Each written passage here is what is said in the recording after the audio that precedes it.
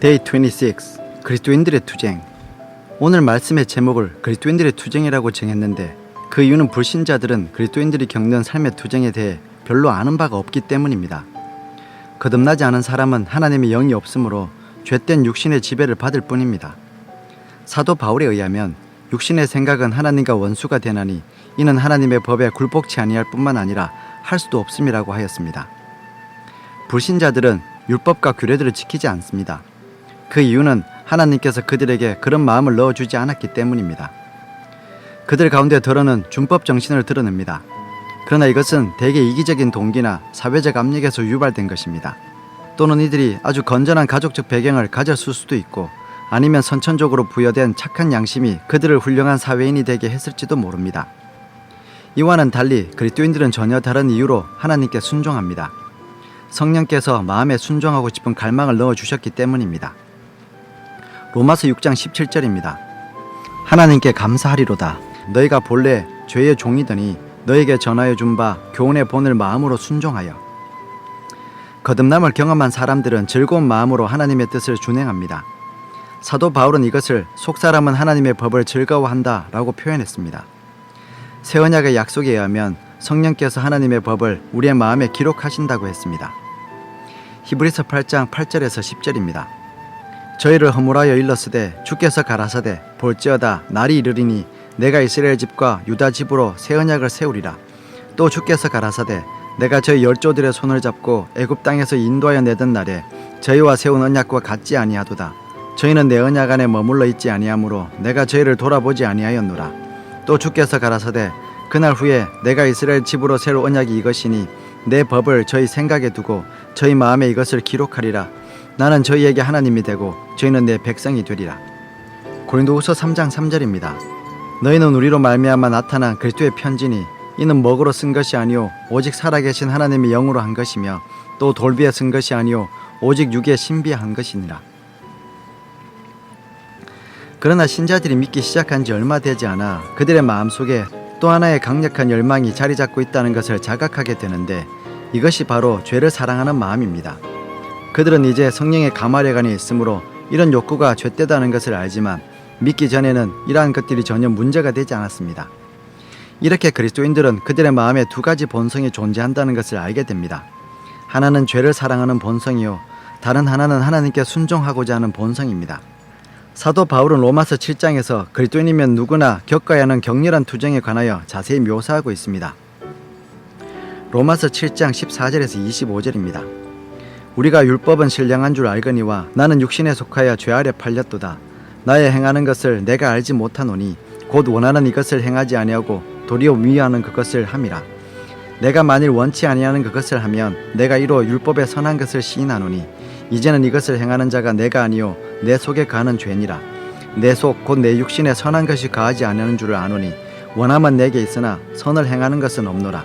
내가 원하는 바 선은 하지 아니하고 도리어 원치 아니하는 바 악은 행하는도다.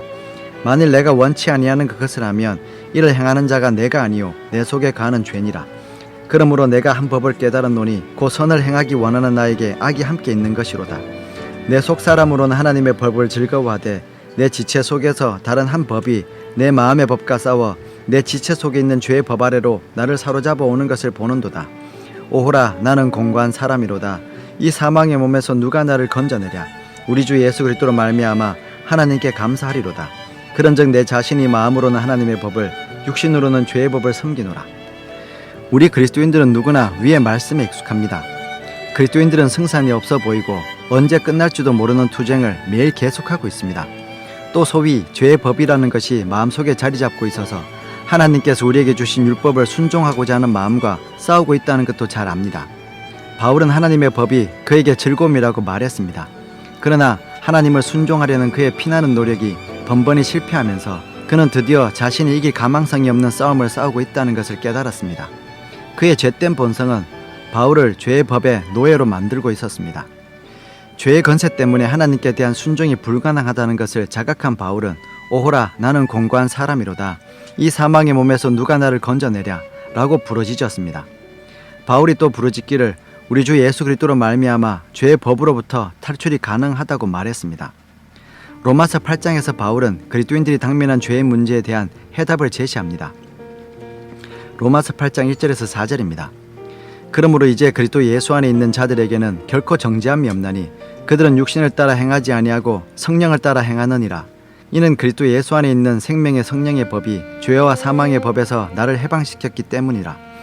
율법이 육신을 통하여서는 연약하여 할 수 없는 것을 하나님께서 죄 때문에 자신의 아들을 죄 있는 육신의 모양으로 보내 그 육신의 죄를 선고하셨으니 이는 율법의 의가 우리 안에서 이루어지게 하려 함이라.